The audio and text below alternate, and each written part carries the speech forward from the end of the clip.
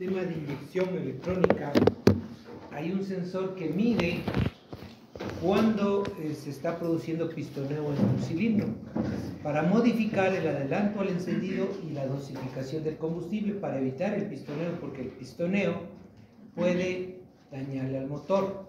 ¿Cómo se llama ese sensor, profe? El sensor KS. ¿Qué significa? El NOx sensor. NOx. No te parece. Golpe. Golpe. Así, con la K. NOx sensor. ¿Sí? Internamente tiene un cuarzo, que es un material piezoeléctrico que con el golpe, con una presión mecánica, produce voltaje. ¿Sí? Entonces, cuando detecta eso, la unidad electrónica corrige el encendido y corrige la inyección de combustible. ¿Sí? Cuando hay cabeceo, ese sensor se enciende el check, ¿o no? No enciende el check, o sea, enciende el check cuando este sensor está dañado, ahí sí. Pero cuando se produce pistoneo no se enciende. ¿Qué era lo que tenía dentro del Un material piezoeléctrico, un cristal piezoeléctrico tiene. Y hemos de ver, ¿no? Que tiene torque, dónde está ubicado, cómo funciona y todo lo demás, cuando veamos la parte básica de inyección. Pero en vehículos de inyección existe este sensor que mide cuando el motor está haciendo pistoneo, ¿sí? O cascabeleo. Las razones por las cuales puede producirse el cascabeleo o pistoneo pueden ser variadas. Puede ser un adelanto al encendido excesivo, puede ser una baja relación de compresión,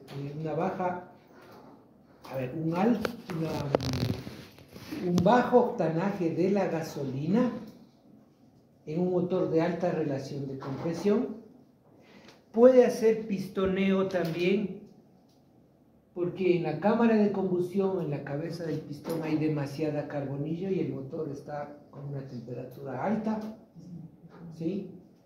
Puede hacer pistoneo también por compresión cuando en la reparación del motor a un cilindro le dejaron muy grande y hay mucha luz entre el vástago del pistón y cilindro. Ahí puede ser el pistoneo por compresión. Puede hacer pistoneo cuando el empaque del cabezote está quemado y fuga la presión máxima de combustión acá y el pistón está subiendo al cilindro de al lado, lo que dijimos el día de ayer, ¿sí?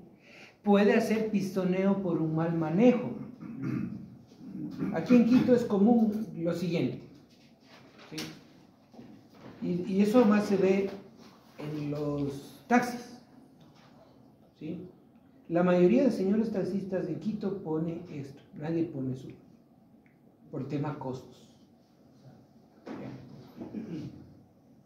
Entonces, si la gasolina extra tiene tiene un octanaje inferior al que nos dicen que tiene 87, pero en realidad tiene 84, entonces, ¿qué suelen hacer los señores taxistas? Están circulando por una calle y ya empieza digamos, ya nos va a coger la otra calle, la transversal, ¿cierto? Y resulta que la transversal es como una cuestita y esta es plana, ¿ya? Entonces, para no cambiar de marcha, porque ya le toca cruzar esa calle o curvar, lo que sea, para no cambiar de marcha, para no frenar, para ahorrar combustible, básicamente. Porque el frenar y el aplastar el embrague y poner, si está en tercera, bajar a segunda, o está en cuarta, bajar a tercera y a segunda, pero ya una vez que ha detenido, o primera, significa que las revoluciones del motor van a bajar, porque soltamos el acelerador para aplastar el embrague, ¿verdad? Entonces, baja de revoluciones, y luego para iniciar la marcha, porque ya se detuvo el vehículo, tengo que volver a acelerar, pero ya poniendo una marcha más fuerte, ¿no es cierto? Primera posiblemente, o segunda, si es que paré totalmente o no paré. ¿Ya? Entonces, para evitar que baje revoluciones y suba revoluciones nuevamente, que genera más consumo de combustible, ¿sí? Lo que hacen es soltar un poquito el pedal del acelerador para que se frene el vehículo. Y ya se frenó, vio que no venía carro por la transversal, acelero para pasar la transversal o curvar la transversal. Pero el momento en que desacelero significa que la inercia va a aumentar, que para poder mover necesito más torque. Por eso es que necesito poner una marcha más fuerte, ¿no? Y eso significa que baja de revolución. Entonces, le desaceleran un poquito y le vuelven a acelerar. Ahí puede hacer pistoneo. ¿Por qué? Porque el torque transmitido por el motor, ¿no es cierto?, a esa marcha que finalmente llega a las ruedas es muy bajo. Entonces, es las ruedas, el eje cardán, la caja de cambios y el embrague la que le frenan al cigüeñal y puede hacer pistoneo porque estamos teniendo la explosión. Entonces, la forma de manejo también influye en el tema del cascabeleo.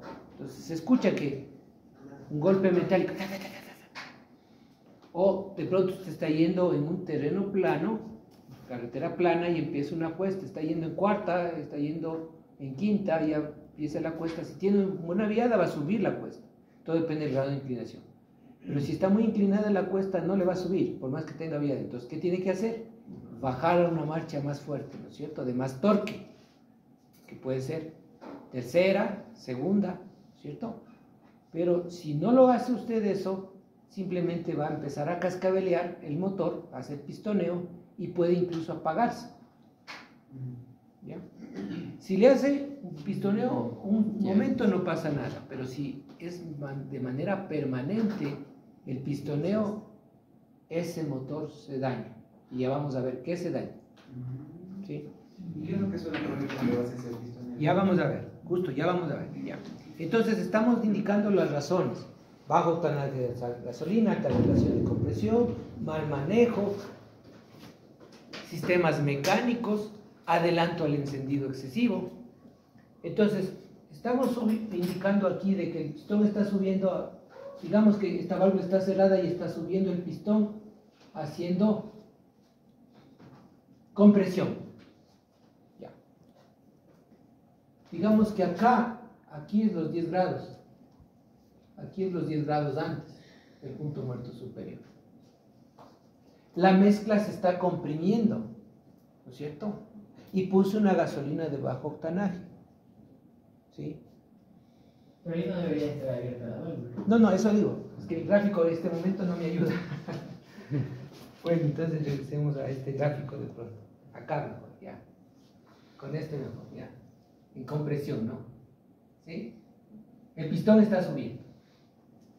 Ya.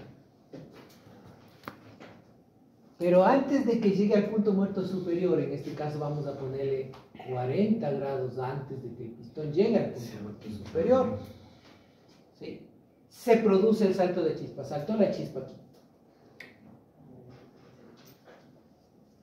Si el motor está en ralentí, ¿no es cierto?, debe saltar la chispa 10 grados antes, ¿no es cierto?, de 10 a 14, óptimo en quito. Ya. Pero como saltó la chispa, en este caso 40 grados antes, sube 10 grados más del pistón, y se produce ya la presión máxima de combustión. Acuérdense del desfase de 3 milisegundos. Ya. Entonces, ahí, bueno, ahí no me ayudó mucho el gráfico, pero ya va a haber la fuerza de explosión aquí, en la cabeza del pistón, ¿no es cierto? ¿Sí? Que le obliga al pistón ¿a qué? A descender. Le obligaría a regresar, ¿no es cierto?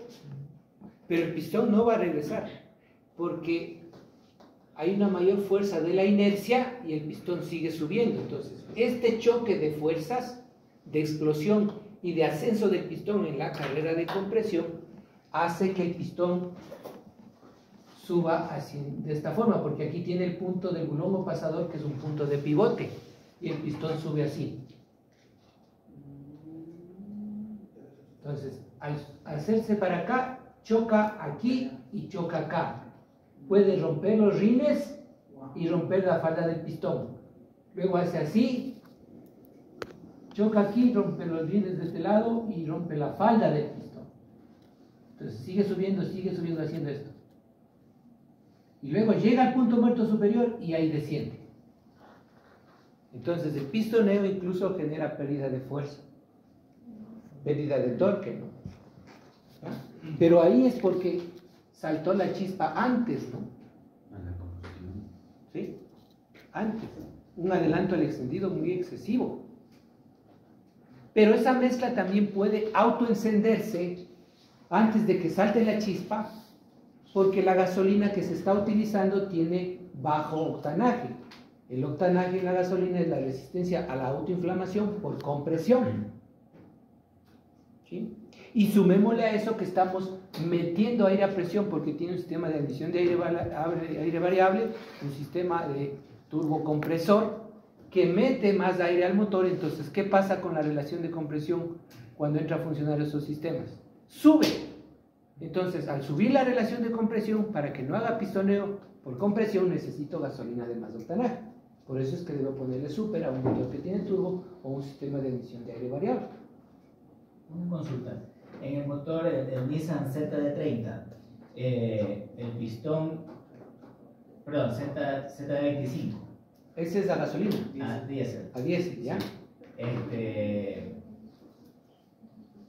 Pregunta, el ZD25 trajo el que es de turbo y el que es sin turbo. O sea, el de la Urban y el de la Frontier. Ya. Son el mismo motor idéntico. Cuatro Pero cilindros. la cuestión es, la duda es aquí. ¿El pistón debe de ser más resistente cuando es a turbo o puede llevar la misma clase de pistón? Porque justo ahorita está diciendo usted por la fuerza de que el turbo manda más aire.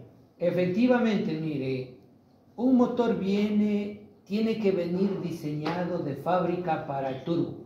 Eso significa que la biela, el pistón, los rines, el bulón o pasador, deben ser más reforzados para resistir esos mayores esfuerzos, esas mayores presiones que se generan en el momento en que entra a funcionar un turbo. Los cojinetes de biela y de bancada deben venir más reforzados para soportar esa mayor fuerza con la que el pistón es empujado hacia abajo. ¿Ya? Por eso es que ya eso viene de fábrica, ¿no?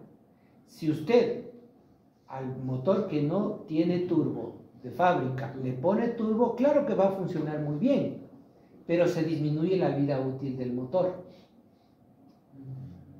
Porque se van a desgastar los pistones, los rines, los cojinetes, porque no están reforzados para soportar esas mayores presiones, esas mayores temperaturas, esas mayores fuerzas. No está diseñado. Entonces lo que hace es disminuir la vida útil del motor. Pues nos sancionaron a la Kia, ¿no? Claro. Las Kia Pregio Gran, creo que estaban instalando aquí en Ecuador el turbo.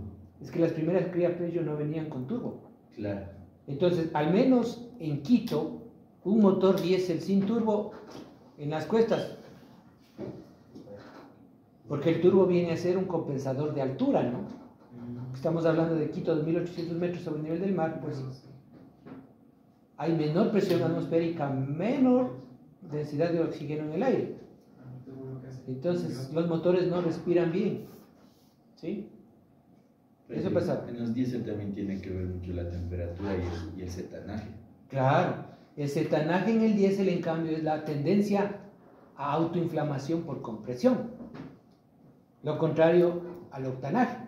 ¿Y quién le da en este caso el cetanaje en el diésel? Es el azufre.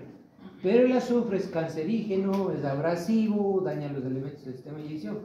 Entonces el azufre, para elevar el cetanaje, debe reemplazarse por otros tipos químicos en el diésel, pero eso significa más costos, ¿no?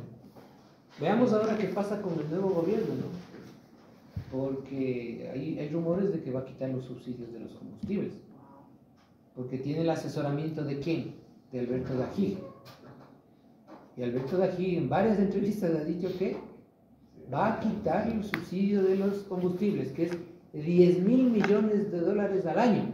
Pero, profe, ¿qué opina usted de Bueno. eso? O sea, en relación a eso, yo ya, sí, en relación al bolsillo nos cuesta. Pero, por ejemplo, hagamos relación con que vamos a comer algo. Si usted se va a comer un plato que le gusta, Buen plato. un buen plato, usted va y paga calladito, ¿no es cierto? Pero si estamos hablando que nos subieran la gasolina, nos van a subir la gasolina, pero nos dan una gasolina porque Si no suben, deberían mejorar la calidad. Si van a quitar el subsidio, deben Aquí la ser. ideología es diferente. Pero es que ese es Van el a tema. quitar el subsidio y nos van a dar la misma porquería. Claro, van a quitar el subsidio, pero por el tema del contrabando, ¿no? Porque lo que dijo Dají es, lo que está en Ecuador haciendo es subsidiando el contrabando, dijo. Sí, quitan eso por ellos, pero... Perú y Colombia más baratos los combustibles, por eso se va para allá. Entonces quieren evitar eso. Pero en cambio, el tema que se va a generar es una conmoción social, ¿no? No, obviamente eso sí. Porque lo que, sí, uno paga, puede pagar más, ¿no es cierto? Haciendo un esfuerzo, lo que sea, pero por mejor calidad de combustible. Es que va a durar el motor, el mantenimiento va a ser mejor y de igual forma el combustible va a rendir más. Claro, claro, todo eso, pues. Claro.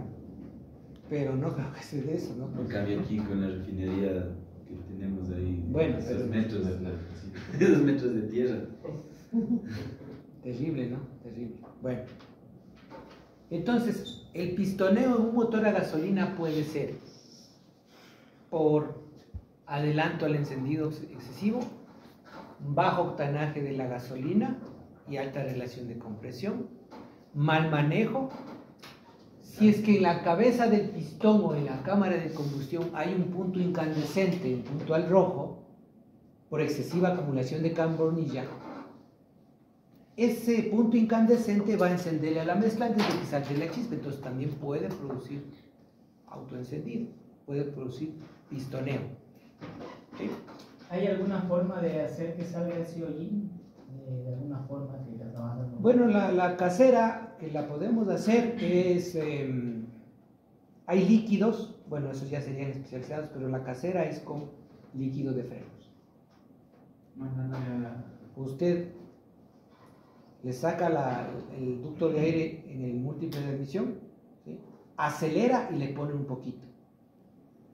Entonces el líquido de frenos entra, combustiona y le limpia y le saca, le disuelve a la carbonilla que está aquí. Pero es un profe, Ya, no se pero eso debe- lo hacemos unas 3 o 4 veces nada más. Si es que, pues no le vamos a meter todo el tarro, ¿no? Si metemos todo el tarro, golpe hidráulico, se acabó el motor.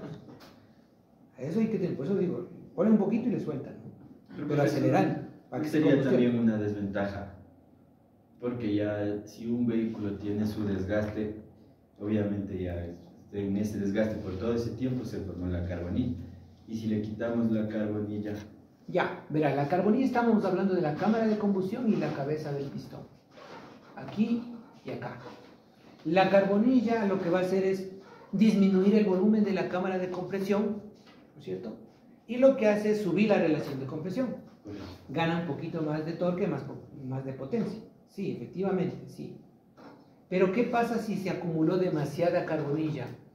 Más perjudicial va a ser el motor, el pistoneo que hace, ¿no es cierto? Antes que baje un poco la potencia cuando le limpiamos. Porque fíjense, quiero que vean los efectos del pistoneo. ¿Dónde está? Comunicación, no sé si está. A ver. No sé si te veamos si está aquí. Aquí sí está aquí. Cuando veamos pistones vamos a ver esto. Ahí está, miren. Estas son las consecuencias del pistoneo. Miren. Rotura de los canales del pistón y de los rines. ¿Sí? Entonces esto va a ser muy perjudicial antes que tenga menos potencia del motor, ¿no? ¿Ya? ahí está la carbonilla también. Claro, aquí está la carbonilla, ¿no? Sí, pero esto cohesionó el pistón, rompió los rines. Y ahí significa que este cilindro no va a trabajar y va a pasar aceite a mala combustión. Y va a salir una gran cantidad de humo azul. ¿Sí? La camisa ya sale súper... El mal manejo.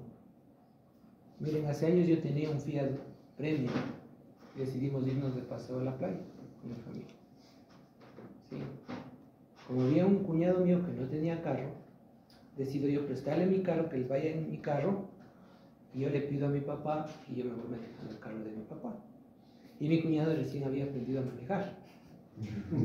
Y nos fuimos por la vía Calacalí, me fue sacando la madre del carro. Igual de regreso.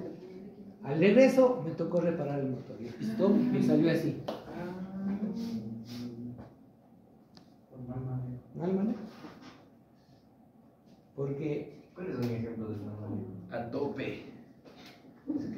necesariamente. No cambiamos la marcha cuando debemos. Necesitamos una marcha más fuerte para subir la cuesta y le mantenemos la misma marcha.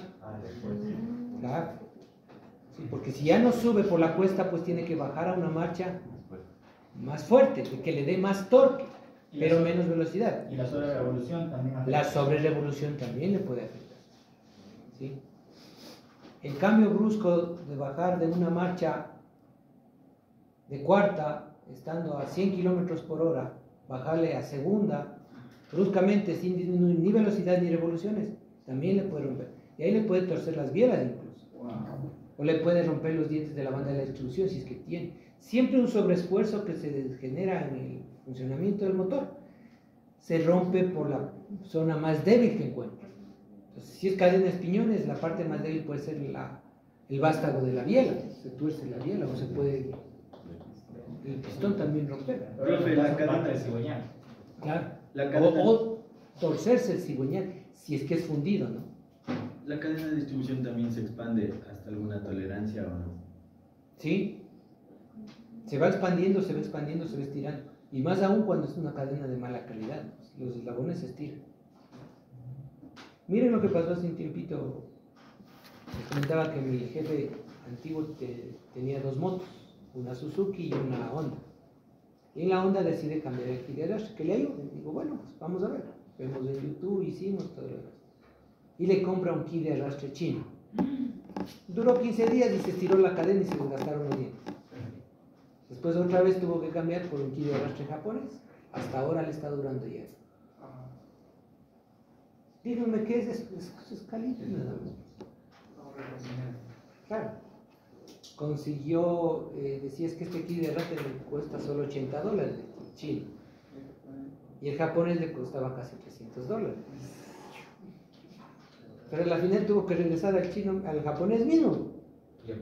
Porque con el otro, cada 4 días venía aquí al taller y le ves estirando la cadena, que se aflojaba. Miren, ¿sí? Entonces, es grave esto, ¿no? El pistoneo.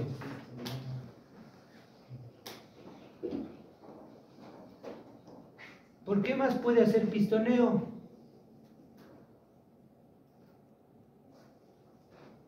Desgaste en el cilindro. Cuando en la reparación del motor, uno de los cilindros, o los que sean, pues le dejaron el diámetro del cilindro muy grande. Y no chequeamos en la reparación, no chequeamos la luz entre el vástago o falda del pistón y el cilindro, ¿sí? Entonces ahí el pistón sube haciendo compresión, pero como aquí hay mucha luz, la compresión genera mucha resistencia y el pistón sube haciendo esto. ¿Cuál es la medida de la luz ahí, profe? La luz entre el vástago del pistón y cilindro debe de ser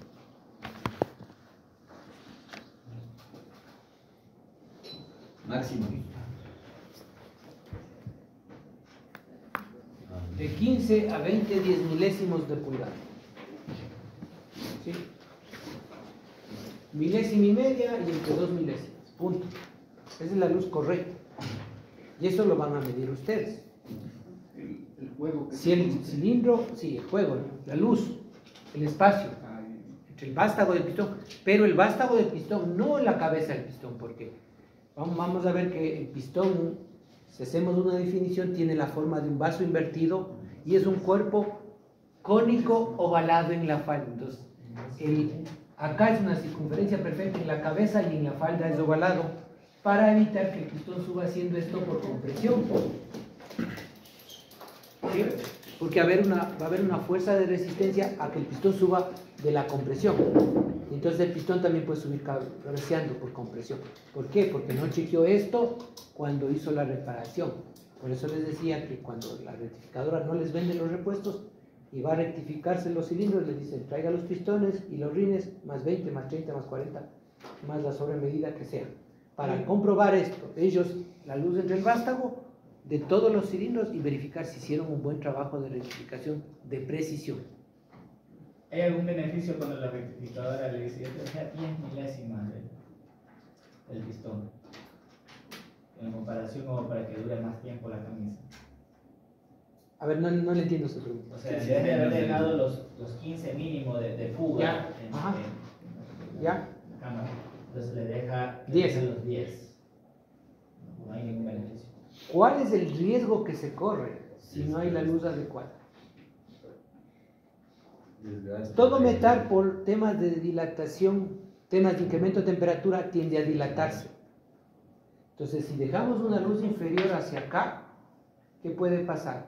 Prendemos el motor, acuérdense que el pistón absorbe calor de la combustión, ¿verdad?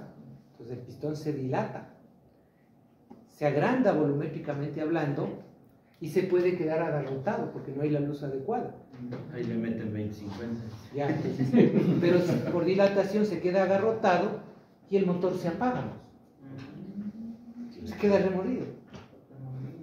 Y lo otro, si dejamos más luz, pistoneo por compresión. ¿Sí? Pues por eso les decía ayer, el éxito en una reparación del motor está en ser muy minucioso, comprobar al detalle todas las tolerancias, todos los ajustes con instrumentos de medición de precisión. ¿Sí? Ahí está el éxito. Y estar seguros de que lo que estamos midiendo, qué rangos debe tener. Para cualquier motor eso, profe. Claro. Es la misma. Esto para motores a gasolina. Para motores diésel puede ser un poquito más, casi entre 20 y 25. ¿Por qué? Porque tenemos un pistón más grande, entonces tiende a dilatarse más. ¿Sí? ¿De acuerdo? Esto lo vamos a explicar, lo vamos a medir. Ya cuando tengamos desarmado el motor, ahí lo vamos a medir. A veces los participantes dicen, no, profe, yo ya quiero entrar de una a reparar el motor. Oiga, pero primero tiene que aprender cómo funcionan las bases, los fundamentos, qué elementos tiene, qué función cumple cada uno de los elementos, ¿sí? Para desarmar el motor, ¿cierto? Bueno, pues que era luz de 20 a 25 dijo en el Vástago, área. sí. Luz entre el vástago del pistón y cilindro. Entre el vástago. Bueno, esto por si acaso no les voy a tomar en el examen, por si acaso. ¿Sí? No les No, voy a pero es una poner. información clave. para- Pero en el segundo módulo sí lo vamos a tratar más detallado. Salvo el caso de que no participe usted en el segundo módulo, ahí sí. Pero ahí vamos a repetir y vamos a trabajar con medidas reales. El es el hijo de 20 a 25. Ah, sí, porque es un pistón más grande, más robusto, entonces si es más grande el pistón, tiende a dilatarse más. Sí, porque la dilatación de un material depende de dos factores: del coeficiente de dilatación volumétrico del material y de la variación de temperatura. No es lo mismo que suba hasta 60 grados que suba hasta 300 grados. Y vamos a ver que el motor a gasolina, o ya vimos, ¿no es cierto? Vamos a ver, cuando veamos pistones, ¿sí? Vamos a ver que el pistón trabaja en la cabeza, aquí en el centro, 300 grados, acá 200 y acá 100 grados centígrados. Entonces, si por A o B razón el motor trabaja con una mezcla muy pobre, combustión muy lenta, la temperatura sube. Entonces la temperatura del pistón también va a aumentarse y va a dilatarse más, ¿no? ¿Sí? ¿De acuerdo? Bien, entonces, ¿qué más? Mal manejo, excesiva luz, bajo drenaje de la gasolina, quemadura del empaque del cabezote que ya explicamos, ¿no es cierto? ¿Sí? Esas serían las razones del pistón. Bien, ¿alguna pregunta, alguna inquietud? Ya, vimos ya la clasificación de los motores, entonces ¿Cómo ahora pongo sí eso? nos toca ver Paso dice, Esta que lo parte. tienes caminando. ¿Cómo confundo eso? De la aplicación. A partir de aquí, al curso lo vamos a dividir en dos partes. El estudio de elementos del motor, de algunos elementos del motor de forma aislada. Aislada me refiero a qué? A que no forman parte de un sistema. ¿Sí? Y una vez que terminemos el análisis de los elementos del motor, vamos a entrar a ver lo que serían los sistemas del motor. ¿Sí?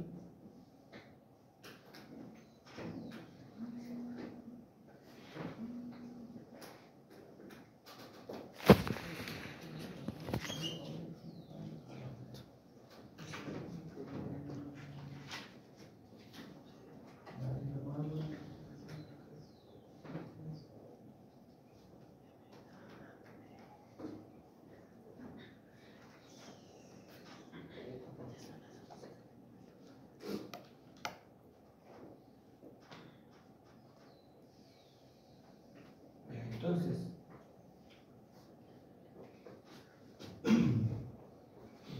los elementos que vamos a estudiar de forma separada serían pistón, cigüeñal,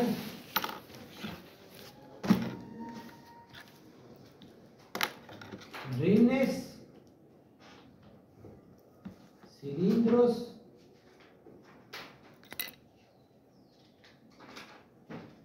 bielas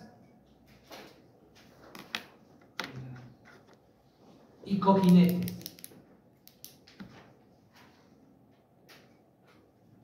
A pesar que hay algunos autores de libros de mecánica que a este conjunto de elementos los llama el tren alternativo del motor, pero no es muy conocido. Sí, no es muy conocido prácticamente. ¿Sí? A los cojinetes le conocen también como chaquetas en nuestro medio, o chapas de bancada, chapas de viga, ¿no? ¿Sí? Cojinetes no es muy conocido, pero ese es el nombre técnico. ¿Ya?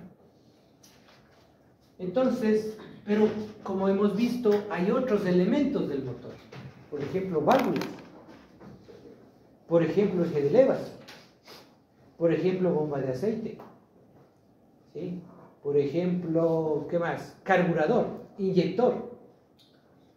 A esos elementos los vamos a estudiar formando parte del sistema de distribución, formando parte del sistema de alimentación, formando parte del sistema de lubricación. ¿Sí? Entonces tendríamos los sistemas del motor.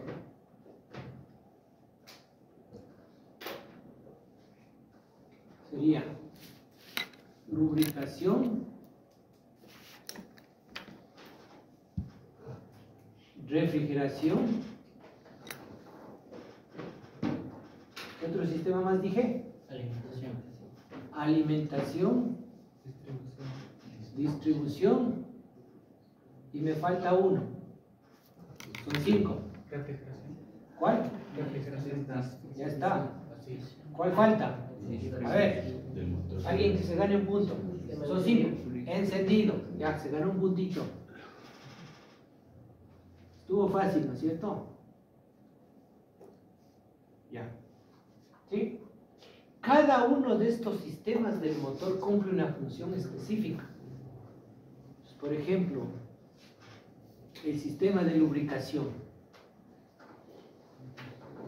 Sí, aquí vamos a explicar así, a breve rasgos, qué función tiene, porque después vamos a entrar en detalle. Ya. Ahí vamos a hablar de aceites minerales, sintéticos, filtros de aceite, válvulas del filtro, viscosidad del aceite, bueno, etcétera, etcétera. Aceites monógrados, aceites multígrados, válvulas de sobrepresión, qué funciones cumple el aceite en el motor. ¿Sí? Bueno, pero la función principal del sistema de lubricación es interponer una película de aceite entre dos superficies que se deslizan una sobre otra para evitar el rozamiento. Interponer una película de aceite. Luego vamos a ver que el sistema de lubricación o el aceite refrigera, el aceite sella, el aceite limpia, ¿sí? Todo eso hace el aceite. Luego tenemos el sistema de refrigeración.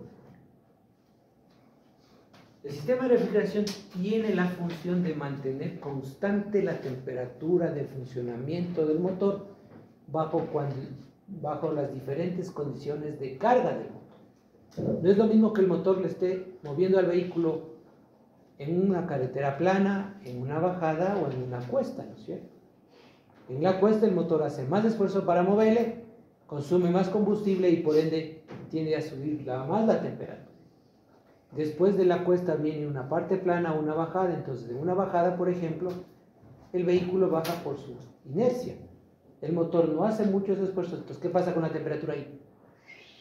Va a bajar. Pero esos cambios bruscos de temperatura, si esta es la aguja indicadora de la temperatura en el tablero de instrumentos, esos cambios bruscos de temperatura desgastan excesivamente los rines y los cilindros. Disminuye la vida útil del motor. Entonces, en el sistema de refrigeración hay el termostato, que es el encargado de regular, hacer que la temperatura varíe solo de esta manera. ¿Sí? Y ningún motor debe funcionar sin termostato. Ni en la sierra ni en la costa. Ni en la sierra ni en la costa. Si sube mucho la temperatura, quiere decir que hay algún problema en el sistema de refrigeración. Y hay que chequear dónde está el problema, no sacar el termostato. Si efectivamente comprobamos que el problema es del termostato, tenemos que cambiar el termostato por uno de los mismos grados de temperatura de apertura del termostato. ¿Sí? Y esa temperatura estará en relación con la relación de compresión y las revoluciones del motor. Si usted pone un termostato, saca el termostato, el motor trabaja bajo, muy frío, varía bruscamente la temperatura, disminuye la vida útil del motor, no se alcanza la temperatura ideal, puede ser que no pase la revisión vehicular porque el motor trabaja más frío, los HC suben, consume más combustible porque no llega a la eficiencia térmica, ¿sí? Entonces, esa función cumple el sistema de refrigeración, regular la temperatura del motor bajo las diferentes condiciones de marcha. ¿Sí? Esa es una de las razones por las cuales el sistema de refrigeración por aire dejó de usarse, porque no se puede regular la temperatura. En cambio, en el refrigerado por líquido sí se regula y el termostato es el que regula. ¿Sí? ¿De acuerdo? Cuando veamos refrigeración vamos a ver el por qué se sobrecalienta un motor. ¿Sí? ¿De acuerdo? ¿Sí? Bien. El sistema de alimentación, sea por carburador o sea por inyección, tiene la función de suministrar suficiente aire y combustible bajo cualquier requerimiento de aceleración del motor. ¿Sí? Ahí vamos a ver que, por ejemplo, la bomba de combustible, electrobomba de combustible en un sistema de inyección viene sobredimensionada en presión y en caudal para abastecer cualquier requerimiento del motor. Sobredimensionada en presión y en caudal. ¿Sí? Entonces eso quiere decir que si la presión regulada en la riel de inyectores es de 3 bares, la bomba, cuando mido la presión no regulada, debe darme de 4 o 5 bares. Si me da 3 bares la presión no regulada de la bomba, esa bomba ya no vale. Igual con el caudal, ¿no? ¿Sí? Por eso es que debe estar En en la el mayoría sistema son de garantizado. 3 bares. En gasolina sí. De gasolina. El de gasolina sí. No está sirviendo la O bomba. sea, no, pero es lo que requieren. La presión regulada en la riel de inyectores. 3 bares. Porque la bomba le da más presión, ¿no? Sí, claro. Si le da la bomba a 3 bares, esa bomba ya no vale, la no regulada. Ya puedes tenerle con el Ahí vamos a ver no que hay vale. vehículos que ya desde la bomba sale la presión regulada porque el regulador ya le pone en la bomba. Ya no vienen las inyectores como los sistemas de inyección un poquito antiguos, ¿no? Y de hecho el que vamos a hacer la práctica mañana, a propósito, deme recogiendo $1 por participar. Hagamos un pequeño. ¿Sí? Porque si no, pues no tenemos combustible para mañana. Señor tesorero designado. Ad honorem.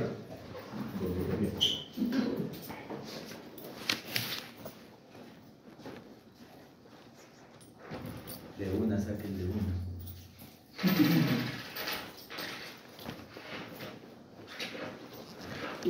Con eso ya cogí por pasaje, ¿verdad? Tengo para el 10. El almuerzo. Ahí se van algunos Pantalla gigante para ver el fútbol. La bomba Ese nueva profe trae sabe. 4 o 5 bares. Perdón, ¿La bomba nueva trae 4 bares o trae 5 bares? de 4 para arriba. De 4 para arriba. Siempre tiene que estar con una presión mayor. Ok.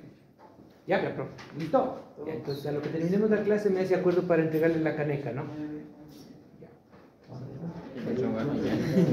¿Qué función cumple el sistema de distribución en el motor? Permitir el ingreso de la mezcla de aire y combustible y la salida de los gases de escape. ¿Por qué? Porque sincroniza el movimiento del abrir y cerrar de las válvulas con respecto al pistón.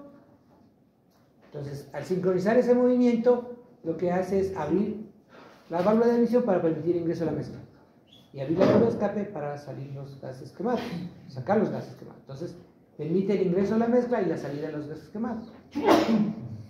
Y finalmente, el sistema de encendido. La función del sistema o la misión del sistema de encendido es generar una chispa de alta tensión en el interior del cilindro en el momento oportuno. Sincronizada debe estar esa chispa, ¿no es cierto? Dijimos 10 grados de adelanto en Quito, hasta 14 grados. ¿Sí? La función del sistema de encendido es generar una chispa de alta tensión en el interior de la cámara de combustión o cilindro en el momento oportuno. ¿Sí? Eso es lo que hace. Y hemos de ver que tiene que ser una chispa de alto voltaje, ¿cierto? ¿Sí? Y hemos visto los grados de adelanto. Profe, una consulta. La distribución era para... La distribución, permitir el ingreso de la mezcla de aire y combustible y la salida de los gases quemados al cilindro. ¿Sí? Porque abre y cierra las válvulas con respecto al movimiento del pistón, ¿no? Sincroniza esos dos movimientos. Apertura y cierre de las válvulas, que vendría a ser a través del eje de levas, con el giro de cigüeñal, movimiento de la biela, movimiento del pistón. ¿Sí? Entonces, si vamos a ver la bobina de encendido, bujías de encendido, lo vamos a ver dentro del esquema de encendido. Sí, pero estos, en cambio, si ven, no forman parte de ningún sistema, ¿no? ¿Sí? Entonces los vamos a ver de forma separada.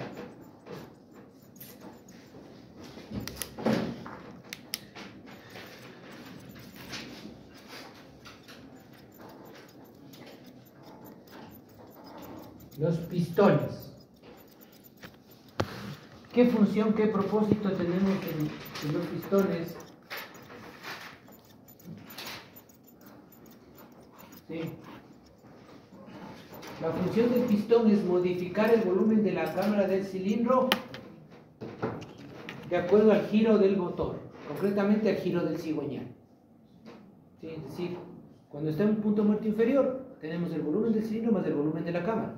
Cuando llega al punto muerto superior, esos dos volúmenes se reducen al volumen de la cámara. Entonces lo que está haciendo es modificando el volumen del cilindro. Otra función dice recibir el impacto de la combustión para luego transportarlo a la fuerza de presión a la biela, lo que vimos la descomposición de fuerzas, ¿no es cierto? Para crear en el cigüeñal el momento de giro. Esas son las dos funciones que cumple el pistón en el motor. ¿Sí? ¿Qué características tiene el pistón? Que se le llama pistón o se le llama émbolo también, ¿no? Pero el nombre más conocido es pistón. Tiene la forma de un vaso invertido. Le damos la vuelta a un vaso, tiene esa forma. El orificio del bulón está desplazado, que ya vamos a ver. Son ligeramente ovalados, deben ser livianos y resistentes al calor. ¿Sí? Ya vamos a ver dónde son ovalados, concretamente en la falda del pistón. ¿Sí? Aquí vemos las partes constitutivas de un pistón. Tenemos la cabeza del pistón, la zona de segmentos, aros, anillos o rines. Cualquiera de esos nombres se les denomina. ¿Sí? Y son los elementos que van aquí en los canales del pistón para hacer el cierre hermético entre el pistón y cilindro. Los elementos, los rines hacen el cierre hermético entre el pistón y cilindro. Por eso le llama zona de segmentos o anillos o rines o aros también, ¿no? Esta zona, desde aquí hasta acá, hacia la parte baja, se denomina el vástago o falda del pistón. Y es en esta zona donde el pistón es ovalado, para evitar que el pistón suba haciendo esto, cascabeleo o pistoneo por compresión. Para eso es ovalado. En cambio acá es totalmente circular. Acá esto nunca llega a rozar, porque es de menor diámetro. Y para que ustedes tengan una idea, más o menos hay una diferencia entre 60 y 80 centésimas de milímetro de diámetro entre el vástago y la cabeza del pistón. O sea, el vástago es de mayor diámetro, profe. Claro. Cuando tengamos en el segundo módulo desarmados los motores, los pistones, vamos a medir el grado de ovalamiento del pistón. Entonces van a ver que está entre 60 y 80 centésimas de milímetro del pistón. Entonces por eso es que se mide la luz entre el vástago del pistón o falda del pistón y cilindro. Aquí, acá arriba no, porque va a ser menos, ¿no? ¿Sí? O sea, también se mide el grado de formación del vástago también, a veces tengo óptimas condiciones. Claro, así es. Si es que le da excesiva luz aquí y está poniendo pistones usados, quiere decir que la falda del pistón está desgastada. ¿Sí? Esa era la diferencia de... El grado de ovalamiento del pistón. ¿Sí? Es decir, me invento, aquí tenemos 78 milímetros, acá este diámetro, y acá 78.60. ¿Cuánto sería? 60 centésimas de ovalamiento. ¿Sí? Eso lo van a medir ustedes, ¿no es cierto? Así, utilizando un micrómetro de interiores. ¿Sí? Con el micrómetro de interiores lo van a medir. ¿Sí? Entonces, no hay problema si es que no sabe usted utilizar el micrómetro, no sabe leer el micrómetro, aquí le vamos a enseñar. ¿Sí? A utilizar este instrumento de medición. Aquí ustedes también tienen para medir la presión de las bombas. Claro, claro. Sí, nos van a enseñar eso también. Es que no es de inyección. Era lo básico de mi Es que, sinceramente, le soy sincero, no nos alcanza el tiempo. ¿Okay? Vamos a hacer una práctica de inyección, sí. Reconocimiento de sensores, con el escáner vamos a conectar y a revisar las señales que envían los sensores, hasta ahí nada más.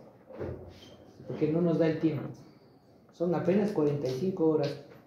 Y el objetivo de este curso es que tengan buenas bases de motores. ¿Sí? Normalmente el curso de inyección lo dábamos en 60 horas, pero solo inyección. Ahí no vemos nada de elementos, nada de sistemas. ¿Cierto? ¿Sí? No se hace la reparación del motor, no se hace prácticas de mantenimiento como si lo vamos a hacer. ¿Sí? Porque solo está enfocado a eso, ¿no? Pero como el decíamos, equipo que mide la presión de la bomba, sí, también debe venir en PSI, ¿no? Solo es una transformaría de varias PSI. bueno, los manómetros para medir la presión puede encontrar usted en PSI, puede encontrar en bares, puede encontrar en kilopascales. De hecho, aquí tengo en PSI y tengo en kilopascales, o a veces viene con las tres escalas, ¿no? Bien, un manómetro con las tres escalas.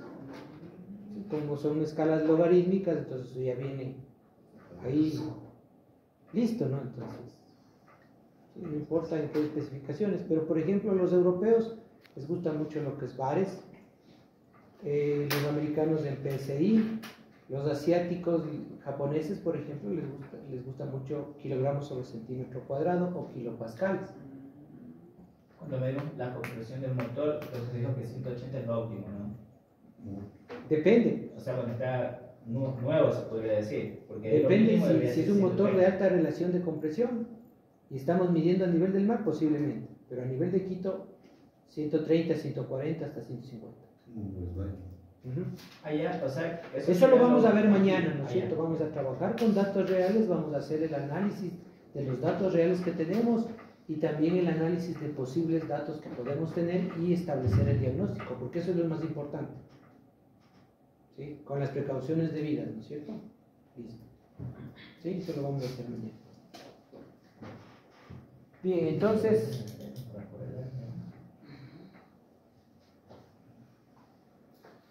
ya hemos visto dónde es ovalado el pistón, ¿no? Sí. Aquí miren, tenemos dos esfuerzos o solicitaciones a las que está sometido un pistón de un motor a gasolina. Fuerza ejercida a una presión de 30 a 40 bares, la presión de combustión.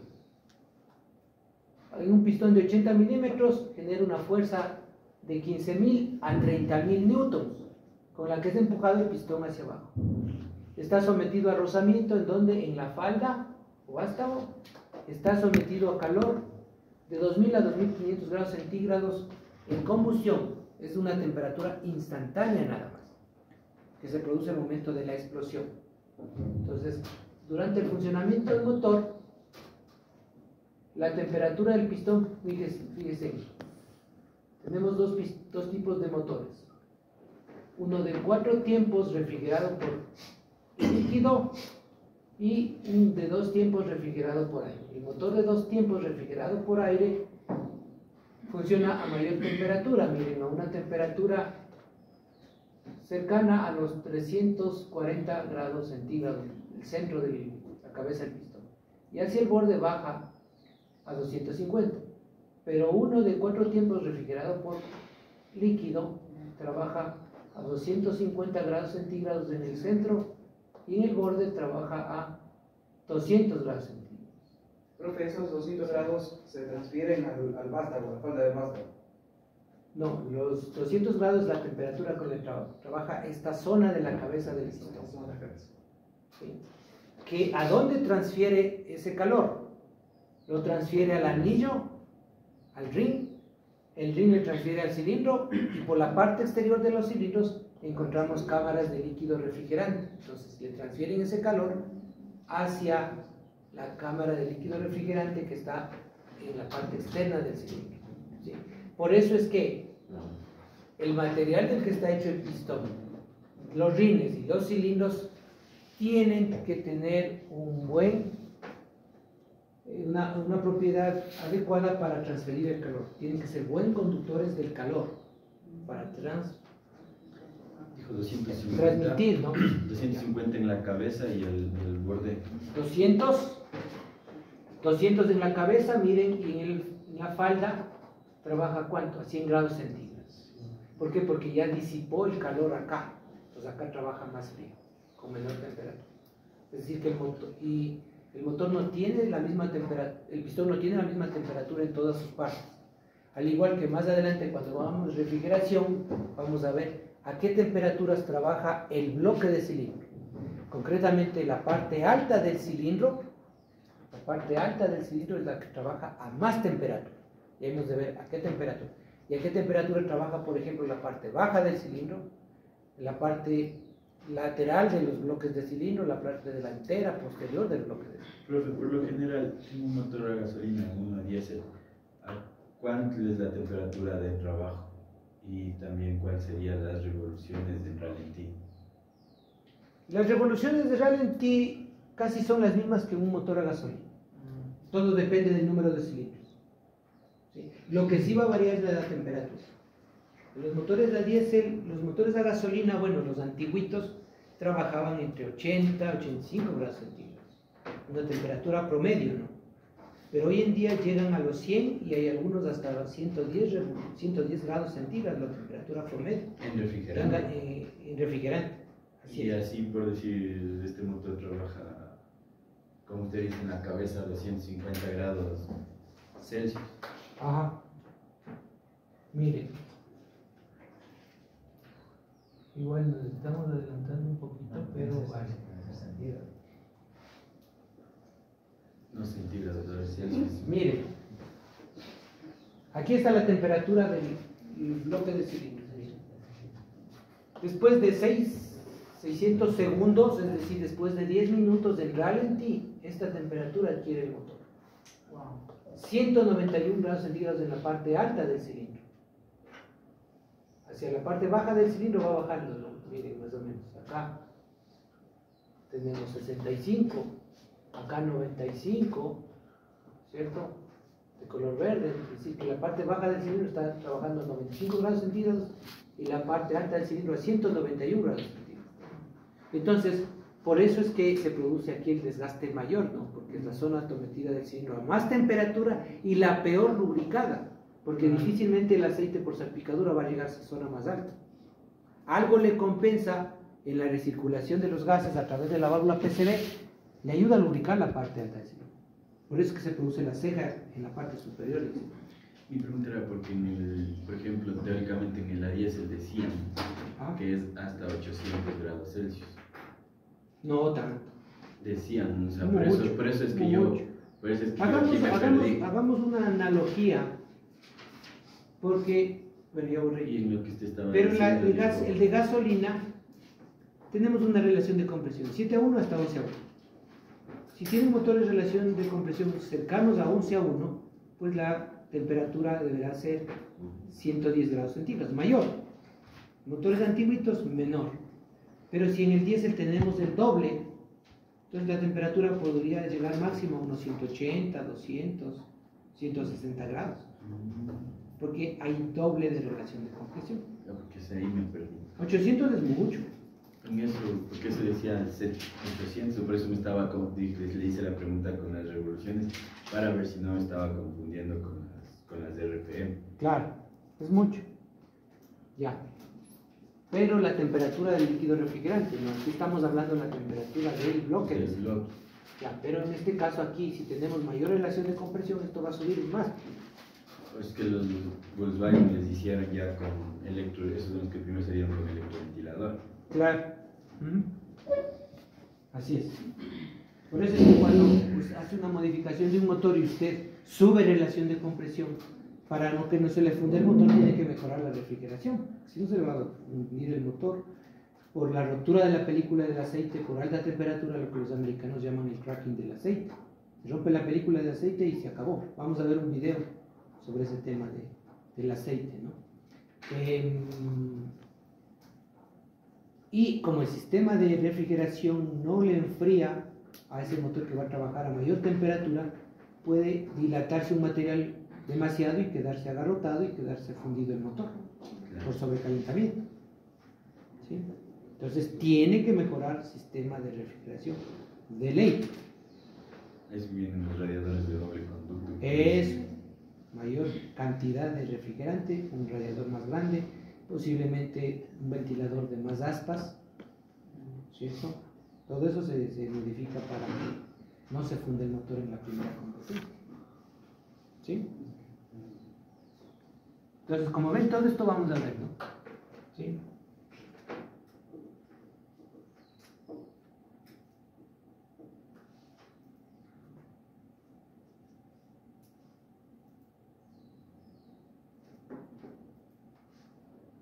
¿Qué propiedades tienen que tener los materiales del pistón?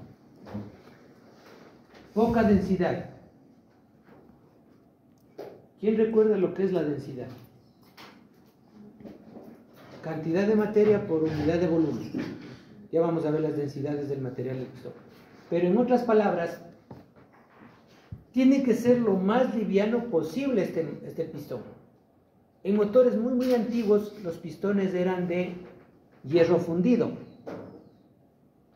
versus un pistón de aleaciones de aluminio. Pues obviamente el pistón de aleación de aluminio es más liviano y entonces se aprovecha mejor la fuerza de explosión para mover un pistón más liviano. Que si tengo que mover un pistón más pesado, se va a perder esa fuerza, ¿no es cierto? Solo mover el pistón. Y el rendimiento de esos motores era más bajo que el que tenemos en la actualidad. Resistencia a las altas temperaturas, ya vimos a qué temperaturas. Tiene que tener buena conductibilidad térmica, es decir, ser buen conductor del calor para transferir el calor de la cabeza del pistón a los rines a los cilindros y los cilindros al líquido refrigerante que está en la cámara. tiene que tener una dilatación térmica pequeña. Es decir, que con el incremento de la temperatura no tiene que agrandarse, no tiene que expandirse, no tiene que, técnicamente se llama dilatación, se dilata el metal. ¿No? ¿Sí? Y con la baja de temperatura, en cambio, el metal, ¿qué pasa? Se contrae, se hace más pequeñito. ¿Cierto? Y de hecho eso pasa, ¿cierto? Ya. Poca resistencia al rozamiento, resistencia al desgaste, esas propiedades para que la falda del pistón no se desgaste excesivamente. ¿Sí? Entonces, siendo así, los materiales de los que está hecho los pistones en la actualidad, encontramos tres grupos de aleación. Se dice que es una aleación, un duraluminio, una aleación de aluminio, aluminio y silicio, pero también tiene cobre y níquel, ¿no? Tiene silicio, tiene cobre y níquel. Entonces tenemos tres grupos de aleación. ¿Sí? Igual, señores, esto no les voy a tomar. ¿Para qué? Dígame de memoria.